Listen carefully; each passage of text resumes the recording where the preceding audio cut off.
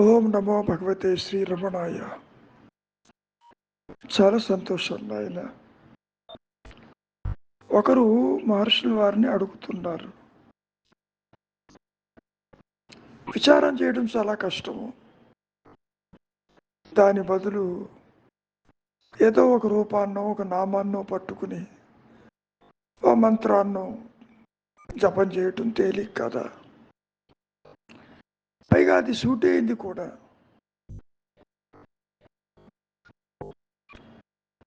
ముఖ్యంగా ఈ ధ్యానం సత్యాన్నే అవలంబించి ఉంటుంది.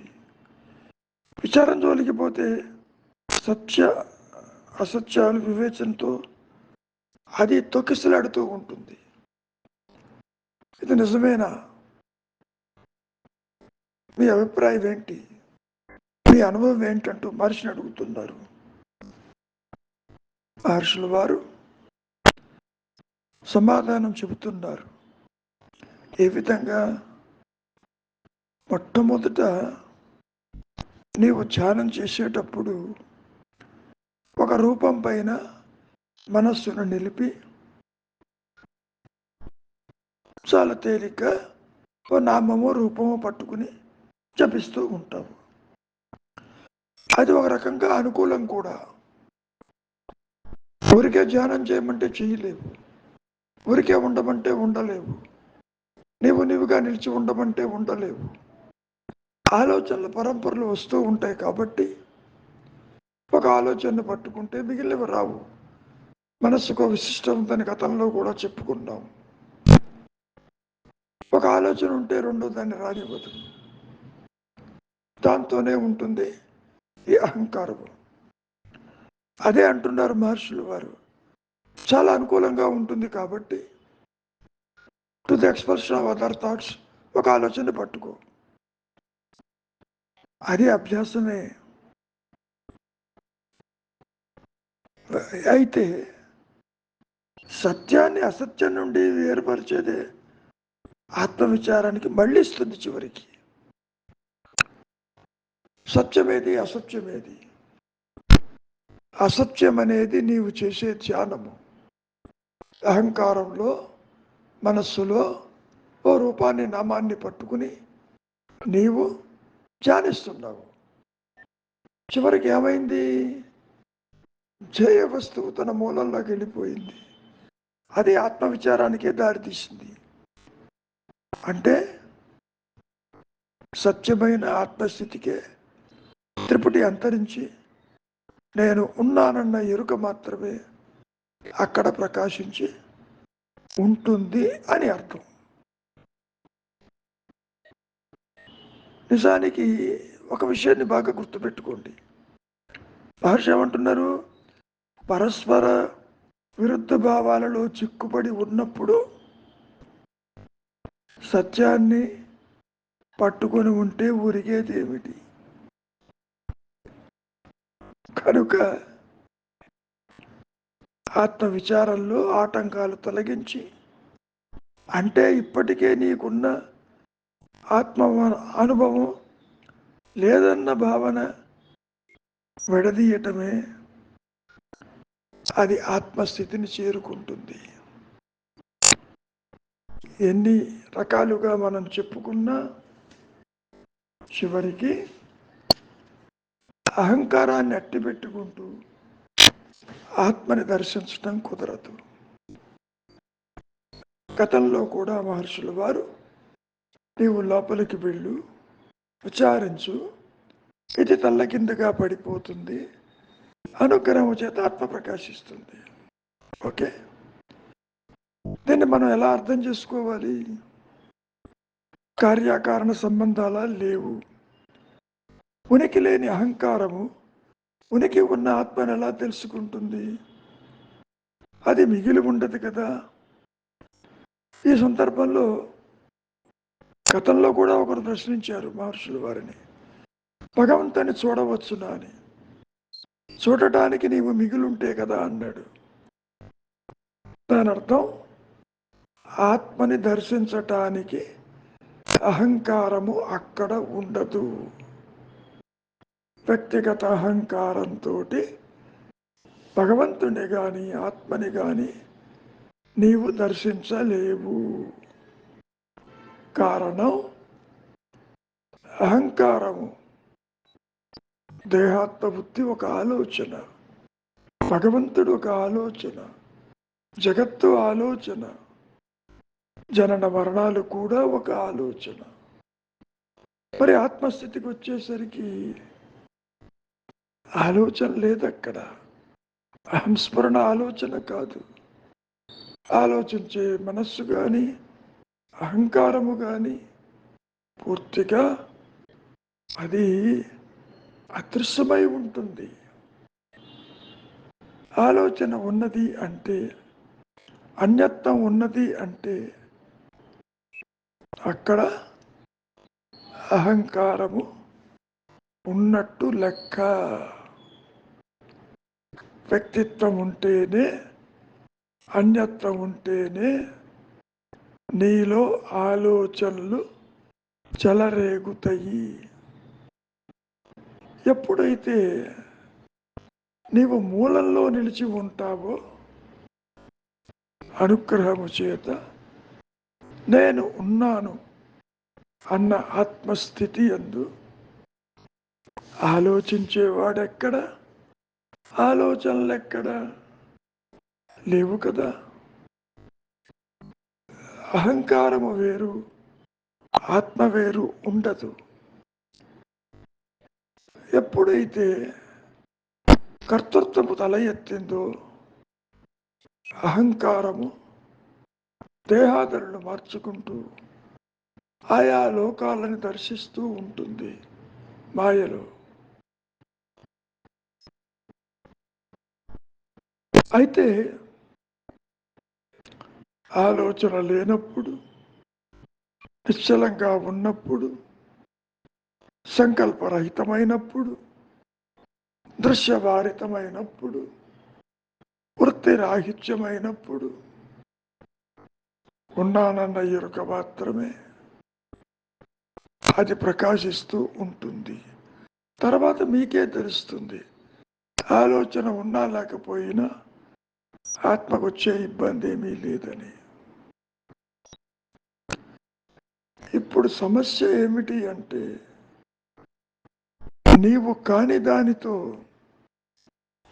నీ ఉనికిని ఏర్పరచుకుని నీవు దేహం అనుకుంటున్నావు కాబట్టి దేహ ధర్మాలు నీ ధర్మాలని భావిస్తున్నావు కాబట్టి ఏ జగత్తు సత్యమని, సంసారము సత్యమని ఒక భావన మాత్రమే ఇది. ఎప్పుడైతే నేనుగా ఉన్న అహంస్ఫురణ అనుగ్రహము చేత ప్రకాశిస్తుందో అప్పుడు జీవుడు ఎక్కడ, జగత్ ఎక్కడ, నువ్వు చేసే ధ్యానం ఎక్కడ, కింకర్ ఎక్కడ, థాట్స్ ఎక్కడ, అన్నీ కూడా అదృశ్యమైపోయావి కదా. కాబట్టి విచారం చెయ్యలేని వారు, నేనెవరన్నా విచారం చెయ్యలేని వారు పూర్తిగా ఆ ఉच्चతర శక్తికి శరణాగతి అవ్వటం చాలా ఉత్తమమైనటువంటి యొక్క స్థితి. విచారంలోనూ అహంకారం అదృశ్యమైపోతుంది, శరణాగతిలోనూ అహంకారం అదృశ్యమైపోతుంది. అహంకార రాహిత్యమే సత్యస్థితి అని మనం ఇక్కడ మాయలో చెప్పుకోవచ్చు. చాలా విచిత్రమైనటువంటి స్థితి. ఆలోచన అంటే ఏమిటో చూడండి కాసేపు. ఇప్పుడు కూడా నీవు ఆత్మవే, కానీ నీ దృష్టి దేహం మీద, సంసారం మీద, బంధాల మీద ఆలోచనలతో కూడుకుని పరోక్ష జ్ఞానముతో కొట్టుమిట్టాడుతూ ఉంటాడు ఈ జీవుడు. దానికి ఫుల్ స్టాప్ పెట్టాలి, నిశ్చలత్వానికి రావాలి. మీరు ఎంత వద్దనుకున్నా ఆలోచనలు పొంగి పొరలుతూనే ఉంటాయి. ఎప్పుడైతే మీరు నిర్లక్ష్యం చేస్తారో, వాడి జోలికి పోరో, మీ దృష్టి, మీ జ్ఞాన దృష్టి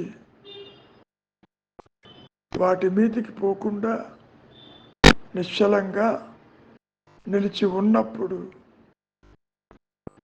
అది తన మూలమైనటువంటి అహంస్ఫురణకే వెళ్ళిపోతుంది. ఒక సందర్భంలో సత్యాత్మని మిథ్యాత్మని వేరు చెయ్యమంటారు మహర్షులు వారు. వేరు చేసే సామర్థ్యము ఈ జీవుడికి లేదు. వేరు చేయడం అంటే అర్థమేమిటి? చింతావిహీనం. వేరు చేయటం అంటే అర్థమేమిటి? దృశ్యభారితం. వేరు చేయటం అంటే దాని విశేషం ఏమిటి? మనస్సులో సంకల్పరహితంగా ఉండటం, మౌనంగా ఉండటం, నిశ్చలంగా ఉండటం, సంకల్పరహితంగా ఉండటం, అన్యత్వాన్ని గుర్తించకపోవటం. ఇక్కడ బాగా గ్రహించవలసింది, మీ స్వరూప జ్ఞానానికి మీ ఆలోచనలే అడ్డు. ఒకటే నేను ఉంటుంది. ఎప్పుడైతే ఈ మాయా నేను దేహాదులను మార్చుకుంటూ లోకాలను దర్శిస్తూ నాది నాది అంటూ పరిగెడుతుందో, ఇది ఒక పిశాచం అన్నారు. ఉనికి లేనిది, లోయర్ సెల్ఫ్, ఆర్టిఫిషియల్ సెల్ఫ్ అంటూ చాలాసార్లు వర్ణించడం జరిగింది.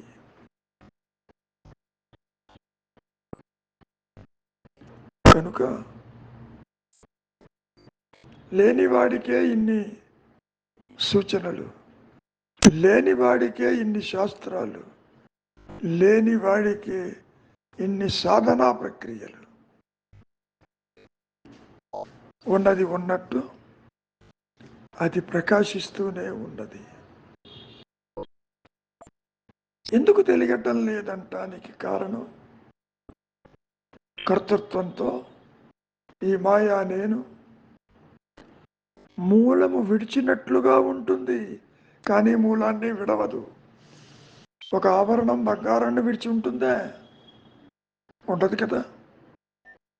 అక్కడ నీవు బంగారాన్ని ఆభరణాన్ని రెండూ చూస్తున్నావు ద్వైతంలో, అది బాగా అర్థమవుతుంది.